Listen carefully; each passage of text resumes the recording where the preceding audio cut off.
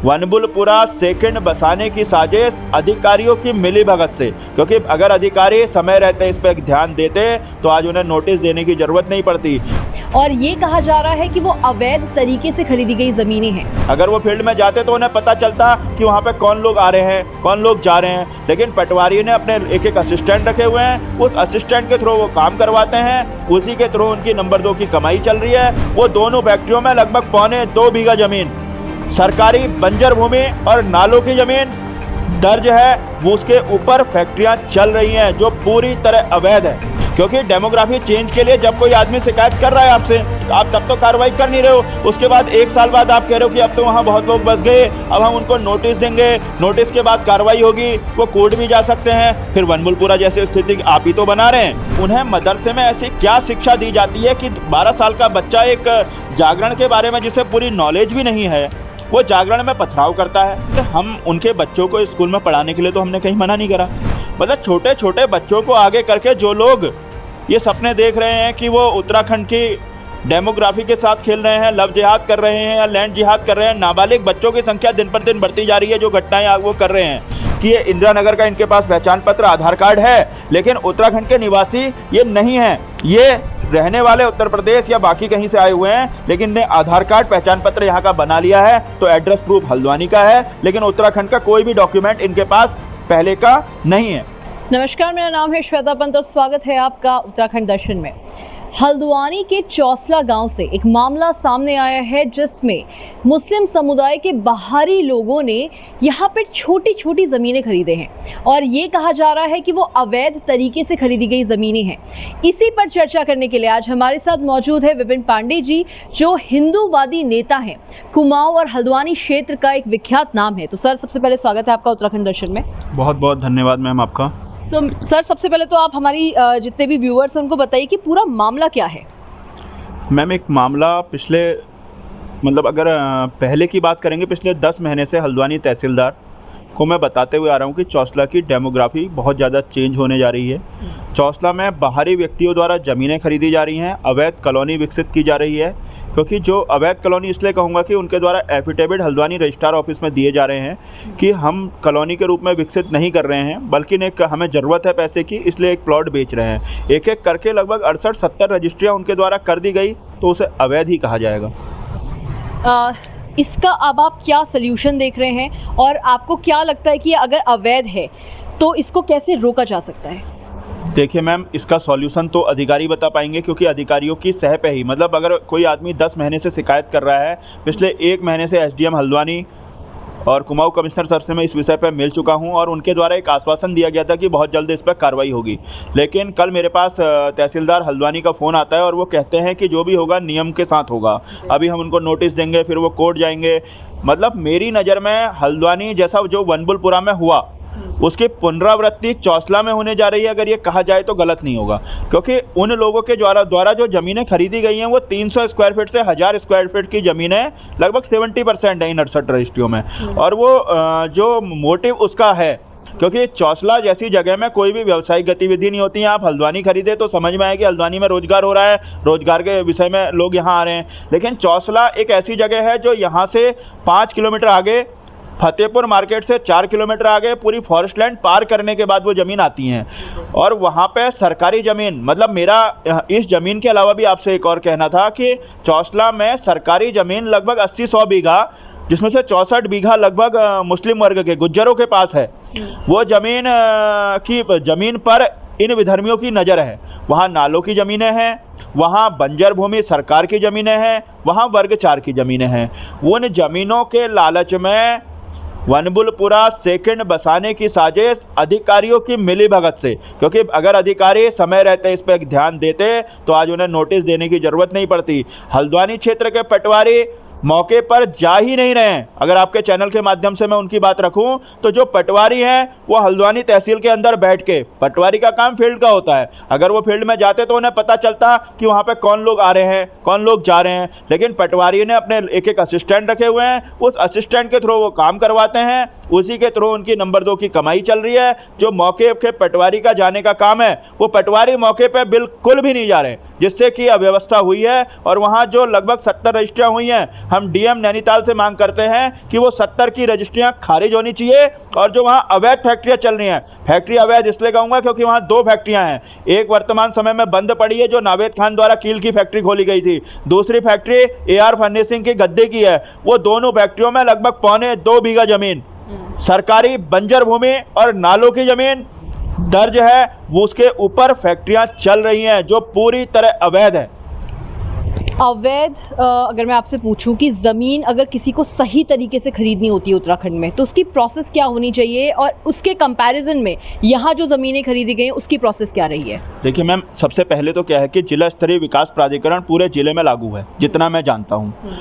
उसके बाद चाहे लामाचौड़ में कोई कॉलोनी कटती है या कहीं कोई कॉलोनी कटती है, कॉलोनियाँ बहुत सी कट रही हैं लेकिन उनकी शिकायत नहीं होती है। आदमी एक जेन्युइन तरीके से कॉलोनी काटता है और उसकी शिकायत नहीं होती है तो प्रशासन उस ओर ध्यान नहीं देता है। लेकिन जब कोई कॉलोनी कट रही है, मैं उसकी शिकायत कर रहा हूँ कि भाई वहाँ अवैध रूप से कॉलोनी कट रही है, चाहे वो रेरा के अंतर्गत ये एफिडेविट ले रहे हैं या किसी भी रूप में एफिडेविट हल्द्वानी रजिस्ट्रार कार्यालय में लिया जा रहा है। आप ये कंफर्म भी कर सकते हैं, उस एफिडेविट में ये जो ज़मीन मालिक है उससे कहते हैं कि भाई आप एक एफिडेविट दीजिए। उस एफिडेविट का मैं मतलब जानना चाह रहा हूँ। उस एफिडेविट में ये लिखा होता है कि मैं ये अपनी ज़रूरत के हिसाब से ये प्रॉपर्टी एक प्लॉट बेच रहा हूँ, मैं इसमें कॉलोनी नहीं विकसित करूँगा और मैं एक प्लॉट अपने ज़रूरत के हिसाब से बेच रहा हूँ। मैं ये कह रहा हूँ कि जब मैंने शिकायत करी तो इनके पास पूरा मामला आ गया था। 30 रजिस्ट्रियों से मैं इनसे शिकायत कर रहा हूँ और आज 70 रजिस्ट्रियों से ऊपर पहुँच चुकी हैं। जब सारा मामला प्रकाश में आया तो उस पर उस एफिडेविट के बिहाफ से भी ये कार्रवाई करने का इनके पास एक तरीका होता है, लेकिन अधिकारी सारे मौन हैं। अधिकारी मतलब मैं एक छोटा सा एग्जांपल आपके चैनल के माध्यम से देना चाह रहा हूँ। जब कुंभकर्ण जैसे राक्षस की ज़रूरत भी उनके समाज को पड़ी थी तो कुंभकर्ण जिसको वरदान था 6 महीने सोने का, उसे जगाया गया तो वो जाग गया। लेकिन हल्द्वानी के तहसीलदार ऐसे हैं जिनकी मैं तुलना तो नहीं करूँगा लेकिन कुंभकर्ण से भी बुरे स्थिति के हैं, जिनको काफ़ी जगाने के बाद भी वो सोने का नाटक कर रहे हैं। जिस आदमी को सोना था, सोने वाले को आप जगा सकते हो, लेकिन जो आदमी सोने का नाटक कर रहा होगा उसे जगा आप नहीं सकते हो क्योंकि वो तो नाटक कर रहा है। सर, डेमोग्राफिक चेंज की बात हो रही है तो हल्द्वानी क्या पूरा उत्तराखंड में बार बार ये रिपोर्टें आ रही कि डेमोग्राफिक चेंज हो रहा है, तो इसका आप रीज़न क्या देखते हैं और सल्यूशन क्या देखते हैं? देखिए, इसका रीजन और सॉल्यूशन दोनों चीज़ सरकारी कर्मचारियों और सरकारी अधिकारियों के हाथ में हमसे ज़्यादा है। सरकारी अधिकारी जहाँ कोई भी कॉलोनी विकसित हो रही है और उसकी शिकायत हो रही है तो वो कॉलोनी को सीज कर दे रहे हैं, चाहे वो लामाचौड़ क्षेत्र हो चाहे कहीं हो, वो रेरा के मानक के हिसाब से कर रहे हैं या अपने किस हिसाब से काम कर रहे हैं। और उसके बाद जैसे कॉलोनी सीज हो रही है उसके बाद तरीका निकाल के अपने ऐस का तरीका, अगर मैं कहूँ तो वो गलत नहीं होगा, कि उन्होंने एक तरीका निकाला है कॉलोनी सीज, उसके बाद उसमें फिर दाखिल खारिज चालू हो जा रहे हैं। तो जो डेमोग्राफी चेंज हो रही है उसमें अधिकारियों की लिप्तता की जांच होनी बहुत ज़रूरी है, क्योंकि डेमोग्राफी चेंज के लिए जब कोई आदमी शिकायत कर रहा है आपसे तो आप तब तो कार्रवाई कर नहीं रहे हो। उसके बाद 1 साल बाद आप कह रहे हो कि अब तो वहाँ बहुत लोग बस गए, अब हम उनको नोटिस देंगे, नोटिस के बाद कार्रवाई होगी, वो कोर्ट भी जा सकते हैं। फिर वनबुलपुरा जैसी स्थिति आप ही तो बना रहे हैं। आप उनको अवैध रूप से कोई आदमी उत्तर प्रदेश से यहाँ आ रहा है, मेरी एक बात का आप और समझना, आदमी उत्तर प्रदेश से यहाँ आ रहे हैं लगभग 100 लोग दिन भर में, लेकिन वापस जाते हैं 25 लोग। 75 लोग कहाँ जा रहे हैं? क्या अधिकारियों ने कभी सोचा?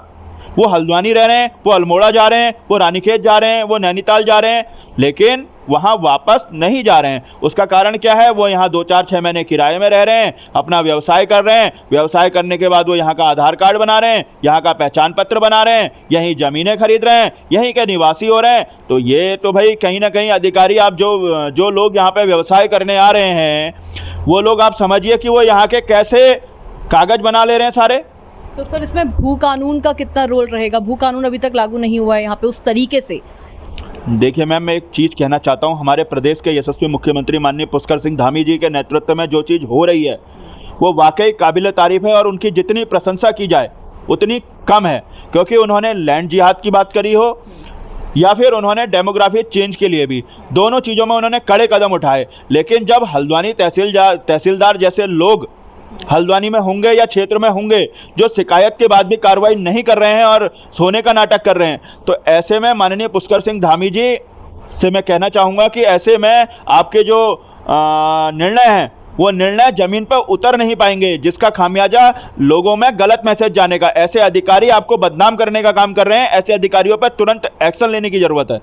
सर बहुत समय से आप इन मुद्दों को लेकर काम कर रहे हैं। ये आपका, अगर मैं एक पर्सनल पॉइंट ऑफ व्यू इसमें पूछूं कि अपने समाज के लिए कर रहे हैं, अपने हिंदुत्व धर्म के लिए कर रहे हैं, तो जो लोग हैं, सेक्युलरिज्म एक ऐसा वर्ड आता है कि लोग बहुत सेक्युलर, लोग बोलते हैं जब हम धर्मों की बात करते हैं तो हम विभाजित हो रहे हैं। इसके बारे में क्या कहेंगे? देखिए मैम, मैं हिंदू हूँ, मैं हिंदू की बात तो करूँगा ही। मैंने कभी हिंदू मुस्लिम की बात नहीं करी, मैं हिंदू की बात कर रहा हूँ ना। मैं ये नहीं कह रहा हूँ, मैं कह रहा हूँ हमने मदरसे की बात करी। आप एक बात समझिएगा, एक जागरण हो रहा था कालाढूंगी में, उस जागरण में छोटे छोटे बच्चों को आगे करके पत्थर फेंकवाए गए और एक व्यक्ति द्वारा उनको मदरसे में छिपा दिया गया। और छोटा सा एग्जाम्पल दे रहा हूँ, जब हमने मदरसों पे बात आई, बाकी चीज़ों पे बात आई, तो मेरा ये मानना है कि आखिर हम उनके बच्चों को स्कूल में पढ़ाने के लिए तो हमने कहीं मना नहीं करा। हमारे बच्चे स्कूल पढ़ने जाते हैं, उनके बच्चे भी स्कूल में पढ़ने आए, हमें कोई दिक्कत नहीं है।